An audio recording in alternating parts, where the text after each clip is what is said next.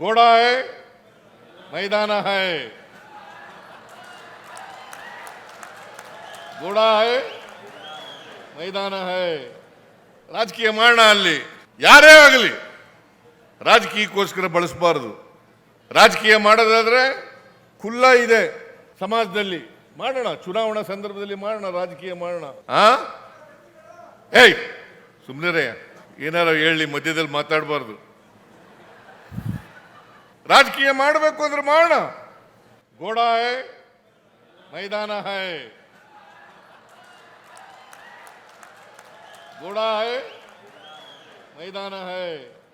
ರಾಜಕೀಯ ಮಾಡೋಣ. ಅಲ್ಲಿ ಇಲ್ಲ ಸಲ್ಲದ ಯಾವುದೋ ರಾಜಕಾರಣಕ್ಕೋಸ್ಕರ, ದ್ವೇಷಕ್ಕೋಸ್ಕರ, ಇನ್ಯಾರನ್ನೋ ಓಲೈಸಕ್ಕೋಸ್ಕರ ರಾಜಕಾರಣ ಮಾಡಬಾರದು.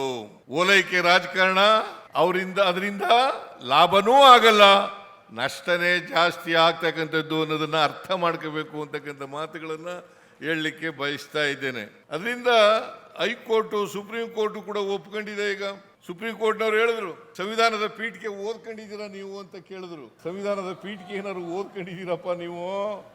ಸಂವಿಧಾನದ ಪೀಠಿಕೆ ಓದ್ಕೊಳ್ಳಿ. ಅವರು ಸರಿಯಾದಂಥ ರೀತಿಯಲ್ಲಿ ಪಾಠಗಳು ಕೊಟ್ಟಿದ್ದಾರೆ. ಸುಪ್ರೀಂ ಕೋರ್ಟ್ನ ನ್ಯಾಯಾಧೀಶರುಗಳು, ಹೈಕೋರ್ಟ್ನ ನ್ಯಾಯಾಧೀಶರುಗಳು ಇದನ್ನು ನಾವೆಲ್ಲರೂ ಕೂಡ ಅರ್ಥ ಮಾಡ್ಕೋಬೇಕಾಗ್ತದೆ. ನಮ್ಮ ಸಂವಿಧಾನ ಜಾತ್ಯತೀತ, ಧರ್ಮಾತೀತ, ಇದನ್ನು ಅರ್ಥ ಮಾಡ್ಕೋಬೇಕಾಗ್ತದೆ. ನಮ್ಮ ಸಂವಿಧಾನನೇ ಅರ್ಥ ಆಗದೆ ಹೋದರೆ ಏನು ಮಾಡಬೇಕು? ನಮ್ಮ ದೇಶದಲ್ಲಿ ಅನೇಕ ಜಾತಿಗಳಿದ್ದಾವೆ, ಧರ್ಮಗಳಿದ್ದಾವೆ. ಅದಕ್ಕೋಸ್ಕರನೇ ವೈವಿಧ್ಯತೆಯಲ್ಲಿ ಏಕತೆಯನ್ನು ಸಾರಬೇಕು, ವೈವಿಧ್ಯತೆಯಲ್ಲಿ ಏಕತೆಯನ್ನು ಸಾರಬೇಕು ಅಂತ ಹೇಳಿರ್ತಕ್ಕಂಥದ್ದು. ನಾವು ಯಾವುದೇ ಧರ್ಮಕ್ಕೆ ಸೇರಿರಲಿ, ಯಾವುದೇ ಜಾತಿಗೆ ಸೇರಿರಲಿ, ನಾವೆಲ್ಲರೂ ಕೂಡ ಭಾರತೀಯರು ಅಂತಕ್ಕಂಥ ಭಾವನೆ ಬಂದಾಗ ಮಾತ್ರ ಅದನ್ನ ಅರ್ಥ ಮಾಡ್ಕೊಳ್ಳಿಕ್ಕೆ ಆಗ್ತದೆ. ಇಲ್ಲದೆ ಹೋದರೆ ಸಂವಿಧಾನನೇ ಅರ್ಥ ಆಗಿಲ್ಲ ಅಂತಂದ್ರೆ, ಸಂವಿಧಾನಕ್ಕೆ ವಿರುದ್ಧವಾಗಿರ್ತಕ್ಕಂಥವ್ರು ಮಾತ್ರ ಸಂವಿಧಾನ ಅರ್ಥ ಆಗಿಲ್ಲ ಅಂತ ಹೇಳ್ತಕ್ಕಂಥದ್ದು, ಅಥವಾ ಸಂವಿಧಾನವನ್ನು ತಿರುಚಿ ಹೇಳ್ತಕ್ಕಂಥವ್ರು, ಅದನ್ನ ಸ್ವಾರ್ಥಿಗಳು. ಸಂವಿಧಾನಕ್ಕೆ ಮಾಡ್ತಕ್ಕಂಥ ಅಪಚಾರ, ನಮ್ಮ ನಾಡಿಗೆ ಮಾಡ್ತಕ್ಕಂಥ ಅಪಚಾರ, ನಮ್ಮ ದೇಶಕ್ಕೆ ಮಾಡ್ತಕ್ಕಂಥ ಅಪಚಾರ, ಇದನ್ನು ನಾವೆಲ್ಲರೂ ಕೂಡ ಅರ್ಥ ಮಾಡ್ಕೋಬೇಕಾಗ್ತದೆ. ಆದ್ರಿಂದ ಅದಕ್ಕೆ ಸಂವಿಧಾನದಲ್ಲಿ ಬಾಬಾ ಸಾಹೇಬ್ ಅಂಬೇಡ್ಕರ್ ಅವರು ಬಹಳ ಸ್ಪಷ್ಟವಾಗಿ ಹೇಳಿದ್ದಾರೆ, ಸಹಿಷ್ಣುತೆ ಇರಬೇಕು, ಸಹಿಷ್ಣುತೆ ಇರಬೇಕು, ಸಹಬಾಳ್ವೆ ಇರಬೇಕು. ಸಹಿಷ್ಣುತೆ, ಸಹಬಾಳ್ವೆ ಇದ್ದಾಗ ಮಾತ್ರ ನಾವು ಭಾರತೀಯರು ಅಂತ ಅಂದ್ಕೊಳ್ಳಿಕ್ಕೆ ಸಾಧ್ಯ ಆಗ್ತದೆ. ಇಲ್ಲದೆ ಹೋದರೆ ನಾವು ಯಾವುದೇ ಸಂವಿಧಾನಕ್ಕೆ, ಯಾವುದೇ ಧರ್ಮಕ್ಕೆ, ಯಾವುದೇ ಜಾತಿಗೆ ಅಗ್ರಸ್ಥಾನವನ್ನು ಕೊಡಲಿಕ್ಕೆ ಹೋಗಿಲ್ಲ, ಸಾರ್ವಭೌಮತ್ವವನ್ನು ಕೊಡಲಿಕ್ಕೆ ಹೋಗಿಲ್ಲ.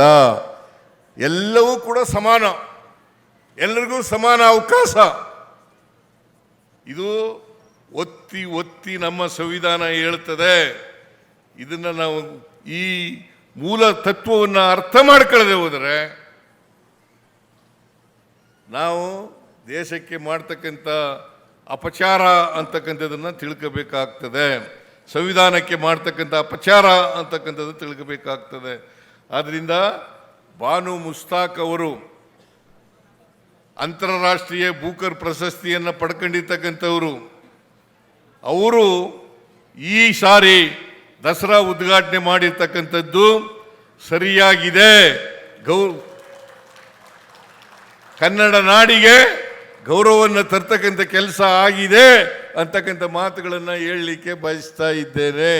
ಹಾಗಾಗಿ ನಾನು ಬಾನು ಮುಸ್ತಾಕ್ ಅವರಿಗೆ, ಕವಿಯತ್ರಿ, ಸಾಹಿತಿ, ಹೋರಾಟಗಾರ್ತಿ, ಬೂಕರ್ ಪ್ರಶಸ್ತಿ ವಿಜೇತೆ ಶ್ರೀಮತಿ ಬಾನು ಮುಸ್ತಾಕ್ ಅವರಿಗೆ ಸರ್ಕಾರದ ವತಿಯಿಂದ, ನನ್ನ ವತಿಯಿಂದ, ಇಡೀ ಮೈಸೂರು ಜಿಲ್ಲೆಯ ನಾಡಿನ ವತಿಯಿಂದ ನಿಮಗೆ ಅಭಿನಂದನೆಗಳನ್ನು ಸಲ್ಲಿಸಲಿಕ್ಕೆ ಬಯಸ್ತಾ ಇದ್ದೇನೆ.